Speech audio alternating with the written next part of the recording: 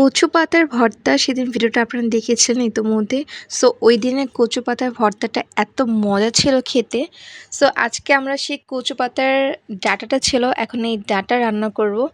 আর ভাই ডাঁটা তো আমরা কম বেশি মনে হয় সবাই খেয়েছি, বাট আপনি যদি এইভাবে করে খান আই থিঙ্ক ভালো লাগবে আপনার কাছে অনেক। সো এইভাবে করে খেলে কিন্তু হয় কি, আমাদের গলার মধ্যে সেই চুলকানি জিনিসটা থাকবে না, আর খুব মজা লাগবে, আপনি তৃপ্তি সহকারে ভাত খেতে পারবেন। আমরা যারা গ্রাম অঞ্চলে এটা খেয়েছি মা খালাদের বা আমাদের নানির হাতে, তার আমরা জানি এটা কত মজার খাবার। সো আমি ঢাকাতে থাকলেও কী হবে, আমার মাকে সবসময় বলি এরকম কিছু রান্না করার জন্য। তো আজকে আম্মু এই ছোট্ট শুটকি মাছ দিয়ে রান্নাটা কমপ্লিট করবে। এখানে হচ্ছে মিষ্টি কুমড়া, আলু এবং সেই ডাঁটা, কচু শাকের ডাঁটাটা ছিল, সব কিছু দিয়ে মশলাপাতি দিয়ে খুব সুন্দর করে এটা রান্না করবে। সো আমি ভিডিওর মধ্যে আপনি যেভাবে দেখেছেন রেসিপিটা, জাস্ট এইভাবে যদি একবার ট্রাই করেন আই থিঙ্ক আপনার অনেক বেশি ভালো লাগবে। আর এইটা দেখতেও যেমন সুন্দর, ভাই খেতেও অমৃত লাগে।